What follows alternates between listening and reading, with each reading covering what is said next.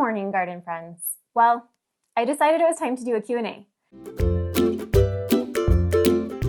And I've never done one before, so here we go. Now, these questions are ones I've gotten from the fine people online on all of my different, I don't know, do I get docked places for saying where they're from? Different social platforms, we'll say that. So they come from a bunch of different places. If you have a question that I haven't answered, please be sure to leave it in the comments so that I can find it for next time, because I think there will be a next time. If you like this video, let me know. I think it's a really fun idea and I'm kind of excited about it, honestly, because there were some great questions. So here we go. Question number 1. What do you do about squash bugs? I'm in northern Utah and need help. Okay, squash bugs. This might be controversial. I use a product that I will link below. I don't know what it's called. I know it is a certain brand. I actually bought this product for my dahlias and I used it for spider mites, and I read products as one does before you use them. And I noticed that it also said something about squash bugs. I'm learning to like eating squash. And so some of you have helped me out and sent me recipes. I've saved them into a folder in my phone. I'm learning to like, love might be a bit of a stretch. I'm learning to like eating squash. I'm 100% sure it's all in the fault of the cook. So we're getting there. Squash bugs. So I spray with this product. I am a gray area. I go organic. I go synthetic. I'm on a journey. I'm on a gardening journey. If you're on one too, great. Please hang around. If you're organic and you have something that you like better, the best thing you can do is turn the leaves over regularly and use a piece of duct tape wrapped around your hand and kind of peel off the eggs on the bottom of the leaves. That's what I've always heard recommended. I would love to do that. Maybe at a later date in a different stage of life, I will, go back to doing that. But the thing is, I treated for them 1 year. I've never had them again since then. And so I might get them again. It's not going to be a huge loss for me, to be completely honest, if I do get a lot of squash bugs. But this spray has something in it that is an exciter, and it pulls the bugs out and does them in. So look for that. I'm linking it below so you can find it because I cannot remember the name of it. I put it in a pump sprayer, but I only mixed up a very small amount because I only needed it on dahlias, and I only use it if it's super bad because I'm in Utah and it's so crazy dry here. We get spider mites very frequently, but I don't treat for things unless I feel... I'm a minimalist when it comes to treating. We'll leave it at that. That's what I do for squash bugs. All right, I have a question. So I bought quart-sized hydrangeas and planted them a year ago. We had so much rain this year, I keep finding branches with blooms laying on the ground. I knock the water off, they're still on the ground. I'm considering cutting off the blooms to save weight so the stalk will stand up till it has more good structure and strength. Is this a good idea? 100% yes, in my opinion. Now, I'm not saying that they're going to re-bloom again this year because for me, they don't. I'm gonna leave it with that caveat. I know some people have reblooming hydrangeas. Hydrangeas in Utah specifically tend to be their own kind of wonderful. Their own kind of wonderful. And I absolutely love growing them here. But you have to know if you're growing them in New Jersey or somewhere else, it's completely different. I talk about annual and perennial hydrangeas a lot in Utah because we have 2 different kinds. That's just the way they refer to them here. If you live other places and they're all the same, that's awesome. So great. Yes, I would cut the blooms off. Just think of it as you're establishing the root system and helping them stand back up a little bit better. The other thing you can do that I've seen people try is stake bamboo skewers kind of in between and wrap strings and make kind of like a little spider web. Some people do that before the hydrangeas get tall enough to grow through, or you could use some kind of dahlia netting as well. But I am going to go out and cut mine off too, but I wanted to record it, so I haven't done it yet. I need to make a whole video on taking care of first-year hydrangeas because there's some great things that I can teach you. So stay tuned for that one. This was the first year I did petunias and annuals for summer, thanks to you. Yay! I'm in Western PA, so they're still blooming, but mums are now in stores. Do you pull your petunias at some point and plant your mums in the ground? I've always left them potted, but curious how you handle the transition. Thanks, love all your help and tips. You made our summer so beautiful. That's so sweet. Yes, I have a sneaky transition. My transition is either this. If you have a deep enough bed, most people don't notice this in my garden ever, but because I'm pointing it out, you can't unsee it once you see it. So It bothers me in photos and images and no one else, but now I just use it as a spot to place type. In between my Limelight hydrangeas, there are mums. They were actually 30 cents clearance. They were just, maybe this tall, dead, dying. Can I say that on here? Mums that were not thriving at the store. So they were super clearance. And I cut them all back. They were just little stumps, planted them, and was like, great if they grow. Well, now they are massive and they are thriving. So I have mums, and then I have a tiny little row of dwarf boxwoods. I do not recommend those for Utah. I want what I want, so I do the maintenance and the care and the heartache of those. If you're looking for a good boxwood, green velvet is a better option than a dwarf boxwood in high desert altitude Utah area. So I have the dwarf boxwood, and then I have my row of petunias. So when I am pulling things like my petunias, I actually pull those out and put pansies in, and then I keep the mums in the back like an evergreen boxwood, which they aren't, but they go all the way down to the ground in the wintertime, and then they start growing back and look like a cute little mounded shrub. By early spring, they already start looking amazing. I really like those if you are short on budget for your garden. By the time fall rolls around, I feel like everybody's a little bit tapped out as far as budget goes, but that is one of my favorite hacks. So I'm very glad you asked that question. The other thing I do is I will pull out just a few petunias. You could leave some of them. My petunias, my frost date, average first frost, is always the week before Halloween. And every single year I'm like, we're going to make it 10, 15 years in. We've never once made it to Halloween without having a frost, a hard frost. So in my house, your house might be different, but every year I'm like, it's going to look beautiful, wah, wah, and it doesn't. So some years we leave them and just light everything really pretty with those screw-in light bulbs for Halloween. That's kind of my favorite thing to do now. My husband is really good at doing that. So I leave the petunias in. Maybe this year I can get the courage to pull the petunias early and plant it all with pansies so you can have a beautiful fall display. And then again in the spring, because if you're planting your pansies and violas and things like that now, they will root in if you're in a dry desert area. If you get them in or hand water them before you're shutting off your drip line, then you can have them again in the spring before you turn your drip line on, which is amazing. We turn our drip line off around October 21st, give or take. I'm not in charge of that, so I'm not exactly sure when my husband turns it off, but he does that part. And so when I wait until the petunias have unalived from the hard frost, then it's a little bit more maintenance and it's a little harder for me to I'm not going to go out and hand water them. I'm just not. So sometimes I plant a few and it's survival of the fittest, and then we plant more in the spring. Just depends. What are those beautiful red pink flowers that look like they almost had tropical leaves in your planters? That's such a good question.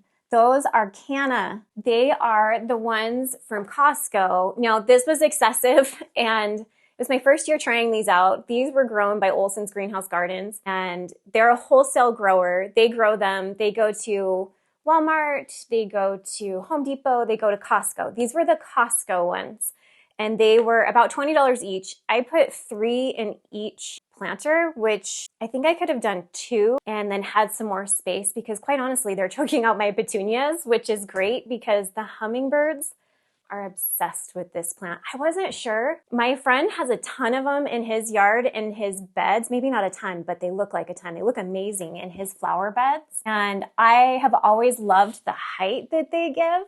You do need to deadhead them. So if you're not interested in doing the maintenance of deadheading, I don't know. I love the canna. They've been great. I also have these yellow ones. I don't know if these are a new variety and new genetics. I kind of suspect that they are because of some of the things I've been seeing online. I like to stalk all the different seed companies and all the people, and these yellow ones are amazing. I feel like the yellow ones hold the bloom on for a long time. These planters were the big ones from Home Depot. If you see the big ones, grab them because they sell it really quickly. In fact, I have a hard time finding these every year. And so I stock the store constantly to be able to find the really large planters with these in them. And the yellow canna was amazing. I tend to save red, yellow, blue for my mom's garden. And I tend to stick with pink, purple, blue, white, and then little splashes of color around. And so I specifically added yellow to my annuals this year just because of those canna, and I really like them. So I'll probably grow them again. Do you deadhead the cannas often? I grew up in California where people have them and they always looked so messy. You're making me reconsider. Okay, not as often as I should, to be totally honest. I like them. I would say maybe once a week, if that. I'm definitely not deadheading my own once a week. I'm probably doing it once a month, once every 3 weeks, once every 2 weeks, something like that. I know that's a huge range, but I'm not doing them super often.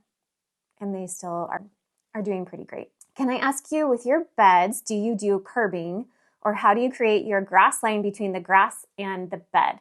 This is a fantastic question, and I get asked this constantly. So I live in a neighborhood with an HOA, and we are allowed to have shovel cut or a rolled top steel edge of edging. You can't do concrete and you can't do brick. There's rules. It's fine, whatever. So mine are a rolled top steel, and they are from Site 1. I finally tracked them down there thanks to my neighbor, Mike. He found them for me when I extended a garden bed along the picket fence in between our two houses. He told me where he found some more. It's not quite the same as the one that you can find at the hardware store. It's a little bit different. And I wanted it all to match, not that you can even see it, but I like for the grass to grow up against it, and then it has the metal edging, and then I ramp my compost. I don't actually use mulch. So it goes like this: grass, steel, I think it's steel, I don't know, rolled top something, edging, it looks powder coated in black. And then I like for my compost to come like this, so the grass doesn't hop over into my beds. We're not constantly pulling grass out. Every now and then we'll have a piece that's actually rooted down underneath this steel. But that's my favorite thing that I have found so far. If you have something that you absolutely love, I would like to hear about it. People do ask me this question very frequently. I know there's some new fun things that you can do, but that is what I have in my yard, and I love it. You can kind of bend it and you can put corners in it. It's great. And then every spring I go out with a shovel. I say every spring like I truly do this. Whenever I feel like it, I go out with a shovel and I'll just flip the edges and clean it up against that steel, because with the rain and the snow, it kind of levels out and fills in that little trench. I call it my moat in my head. So I go and redig the little moat, just flip it all back in the springtime usually.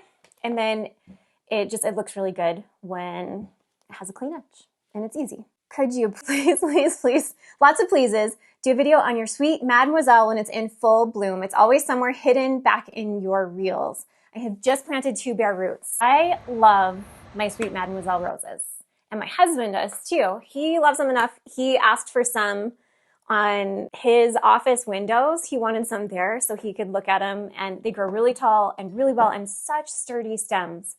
We have a really windy street, and the stems are so nice and sturdy that they can hold up to that. Some of my other English type roses just don't have the sturdiness that the sweet Mademoiselle has. Now, it is a fairly large plant. I will say you can kind of prune it down and keep it smaller.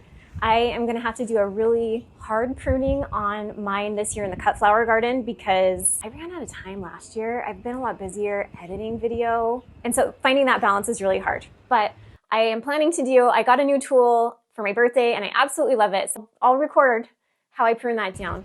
So the sweet Mademoiselle, it's on its 3rd bloom right now. I will go out and shoot some pictures, and it's really tall. I pruned it down. I cut a couple things back after its 1st or its 2nd bloom.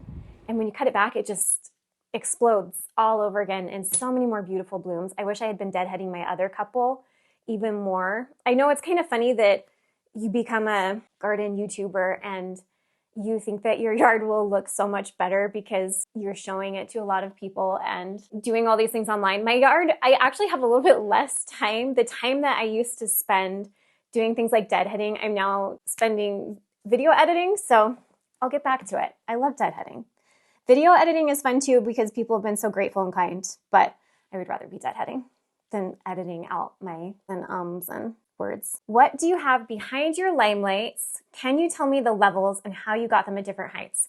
This is an excellent question. So back behind my limelights in the front, I have hibiscus topiaries. So there's actually 2 standards, so 2 trees that come up, And then they bloom just above my limelights. Now, again, I'm growing the limelight hydrangeas in a desert. So my friend Michelle in Georgia, she can get them probably 8 feet tall. Mine are 6 years old, and 5-6 feet has been the max for me so far. So the hibiscus topiaries, you know how topiaries come with different lengths of stems? If you get one with a longer stem, I think mine are, I'll have to measure, maybe 3 feet from the soil level to the bottom of the topiary. You can kind of bump it up and get it back behind. And I have loved how those have filled in. They aren't a special kind hibiscus topiary from Lowe's. I bought them there years ago. My cute garden center friend who I became friends with, her name was Penny. And so she recommended them. I was chatting with her as one does in the garden center. And we were talking about it. And she's like, what if we just got these in. You should, but anyway. So I love those because they remind me of her. And they will always be a favorite. Drip line. I appreciate the drip info. I'm still working on this area. I mostly use individual sprinklers, lots of pots, but lately the connections on those adjust stream sprinklers breaking off and popping off. Mine pop off. I'm left with a useless sprinkler. Maybe I need to try your method. So this was from my hanging basket problems video. I had the same problem. Last year I actually used the drip line specifically meant for hanging baskets, which I loved the first year. If you get those, there's a piece that pops off and you might want to Gorilla Glue that on. I don't know, you might want to attach it because it would go flying and then it ended up being a mess for me. But I loved those and they worked really well, except for there were a couple issues with things like that. So I don't know, I went back to the traditional ones and so far they've been working great and I'm really happy about it. This question I love. Hi, I just discovered your channel. How do you keep your hands and nails in decent shape? I've almost given up. The kids are back in school. All right, I've seen things. I have not tried this, but I've heard you can take a hotel bar of soap or a bar of soap and rub the soap underneath your nails before you go out and garden. I'm never going to do that because I don't think about it. But one, I generally speaking wear a much darker color of polish. Two, just to hide it. And then two, I do my own so that when they chip or get weird, I can just sand it down and redo the UV on them. These are builder gel, and I just have been using builder gel. I hope that helps. But the other thing, so gloves question, I tried to find a link for these for you, and I couldn't find them. These are from Lowe's.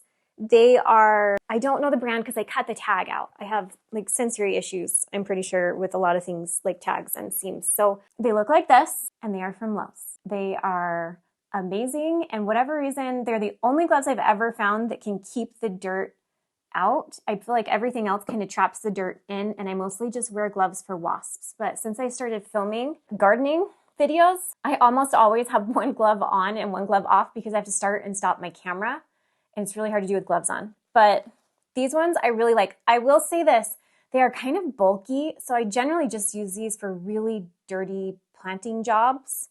Or I wore these out to pick my tomatoes and things in the garden just now because I didn't want to get stung or, I don't know, it's scary reaching in under all those tomato plants to get your, tomato harvest out. So I wear them for things like that too. They're all over my garden. I only have 2 pairs of these and one of them is from my mom's house and I think I accidentally wore them home, but I do love these. They're good gloves. And I think they're only around $6. The other thing I use, I ordered these little oil click pens on Amazon, and you just do a couple clicks. This will help anyone strengthen their nails, in my opinion. I just brush cuticle oil on. I keep one in the car, so when I'm just waiting places in my car, I can just brush that cuticle oil on. I have them in purses and just different places around my house, and that has been a game changer as well. So if you're having really dry hands from washing them all the time from the dirt, you might love that. When your cuticles are nicely moisturized, they're not just grabbing onto the dirt and holding it there when they're dry. Thanks for all the great mum information. I had no idea it's best to keep the water away from the blooms and foliage. Yes, that is a great thing to do. It's nice to kind of pick different spots so you're not always, don't do it in the top middles, then you have a donut mum. If you can get it, the mums are grown so well. It's really hard to get your wand up underneath. That makes it hard, but mums are great. Mum season.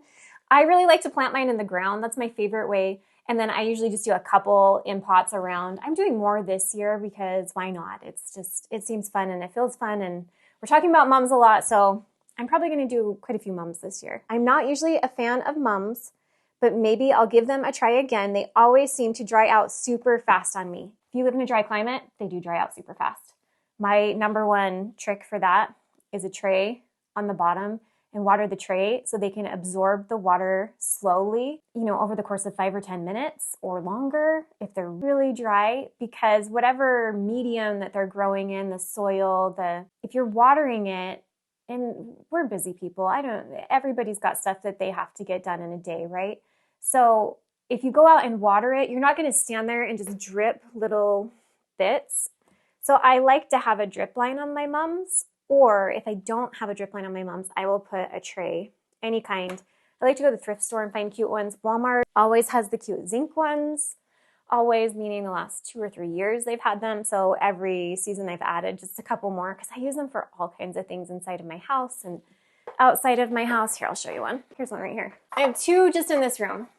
Okay, ignore the fact that I've been ignoring my houseplants. But these zinc tray things, here, wait, I don't even have to show you my slightly embarrassing houseplant. Okay, here we go. They only have 3 knobs on the bottom, which was a mistake. They should have had 4. I don't know why they only did 3, is kind of annoying. But I put these underneath my mums, and then my mum pots are just enough smaller that I can easily water them and let them soak everything up. And then I like to keep them in here because if I have any pots leak or whatever, then they don't make a mess all over my art studio. So they are great, and I absolutely love those. Wait, I wanted to see the painting. Okay, I'll go find it. I will find it for you. I didn't even have time to finish it, but it was fun. It was really fun to sit and paint outside. I like painting inside because I have everything all set up in here, and so it's a little bit easier, but it was really fun to paint outside. I need to do it again. I put together a little kit of all the things that I need, and so I've been using that outside. All right, well, I know I have more questions. I don't have time to answer any more today, but if you have one, feel free to leave it below. I'll go through and answer some more questions very soon. Thanks so much for watching. I am trying really hard to hit my goal of 4,000 watch hours. I appreciate it. If you've made it all the way to the end, that is like amazing of you. And we're getting close. I'll show you where we're at right now. That it really helps me out as a creator to see people watching the content. It's been so inspiring and fun for me. Hitting watch hours, if you're new to YouTube or watching YouTubers, if you start hitting your watch hours, you can get monetized, and that will be great for me to be able to hopefully get even more videos out and hire some editing help. So I'm pretty excited to eventually get to that point. Thanks again for watching, and I'll see you soon. Have fun in your garden.